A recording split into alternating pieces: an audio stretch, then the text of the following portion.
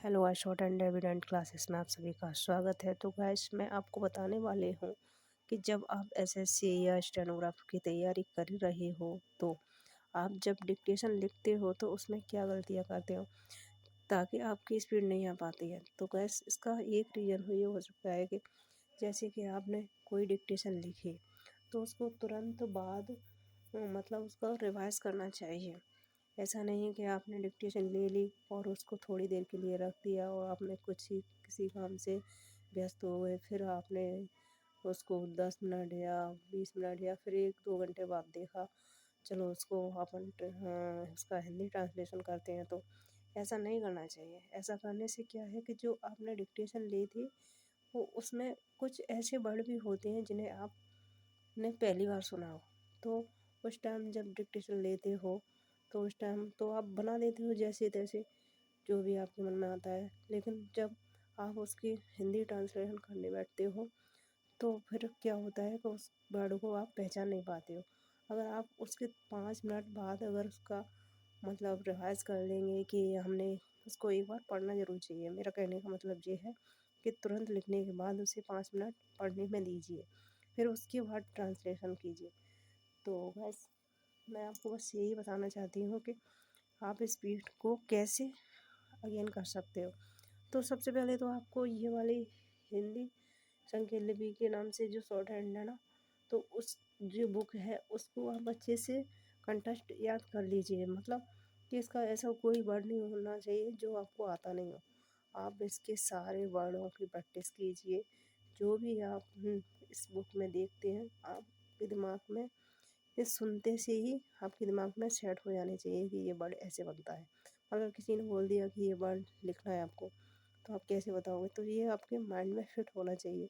और ये लिपि एक ऐसी है जो एक ऐसा सब्जेक्ट है जिसे हम मतलब याद नहीं कर सकते। इसको हम जितना ज़्यादा प्रैक्टिस करेंगे उतनी ही आपकी मतलब मेमोरी तेज़ होती जाएगी। तो आप इंग्लिश या हिंदी तो है नहीं, उसमें आपने पढ़ के या कैसे भी याद करके रिवाइज करके मतलब कर दोगे। ये तो आपको बनाना भी चाहिए कि याद करने से हमें याद आ जाएगा। ये लिखने से आता है। जितनी आप लिखने की प्रैक्टिस करोगे उतना ही ज़्यादा आपके लिए फ़ायदा रहेगा। तो आप और दूसरी बात कि आपके पास ये वाले नोटबुक ज़रूर होना चाहिए। जब आप शॉर्ट हैंड की तैयारी स्टार्टिंग में करते हैं ना, तो आप ये वाली नोटबुक में ही लिखने या प्रैक्टिस करने की कोशिश करें। क्योंकि इसमें क्या होता है, जो लाइन सेट होती है ना, उसका मार्जिन वगैरह सब सेट होकर रहता है। जब आप मतलब डिक्टेशन वगैरह लिखते हो तो आपको वो वर्डों की अच्छी तरह से प्रैक्टिस हो जाती है। कौन सा वर्ड लाइन पर आया और कौन सा लाइन से ऊपर आएगा और कौन सा लाइन कट करके आएगा। तो ये सारे शब्द चिन्ह ऐसे होते हैं जो हमें लाइन के अकॉर्डिंग बनाने पड़ते हैं। तो ये हिंदी और इंग्लिश तो है नहीं कि हमने लाइन पे लिख दिया या कैसे भी लिख दिया, कोई दिक्कत नहीं, हमें पढ़ने में आ जाएगा। ये ऐसे शब्द होते हैं जो बनते तो वो जैसे हैं लेकिन बनाना कहाँ है, ये सबसे मेन बात है। तो इसकी आप अच्छे से तैयारी कीजिए। तो ज़्यादा हार्ड भी नहीं है। जब मैं इसको कर सकती हूँ, मैंने ये अच्छे से सीख लिया क्योंकि मैं जब इसकी तैयारी कर रही थी तो मुझे बहुत इंटरेस्ट आता था इसे पढ़ने में। तो मुझे तो कोई प्रॉब्लम नहीं आई थी इसे पढ़ने में। और मैंने 80 का भी डिप्लोमा है जो मैंने क्वालिफाई किया है, और 100 का भी डिप्लोमा है मेरे पास। जो शॉर्ट हैंड का सर्टिफिकेट होता है वो मेरे पास दोनों है। तो बस ऐसी इसमें कोई वो नहीं है कि हम सीख नहीं पाएंगे, ये बहुत टफ होती है। कुछ टफ नहीं होती है, ये अपने माइंड में सेट करना चाहिए कि ये टफ है कि नहीं है।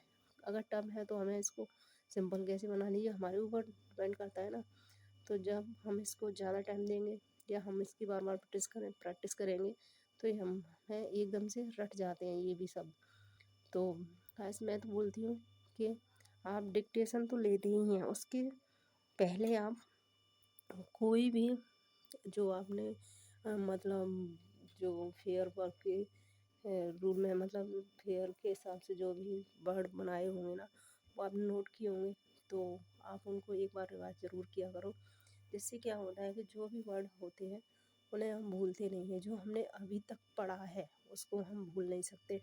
शॉर्ट हैंड एक ऐसा रूल है तो जिसे जितना आप रिवाइज करोगे उतनी जल्दी आपकी प्रैक्टिस अच्छे से हो जाती है। तो गैस, तो आज की वीडियो में इतना ही।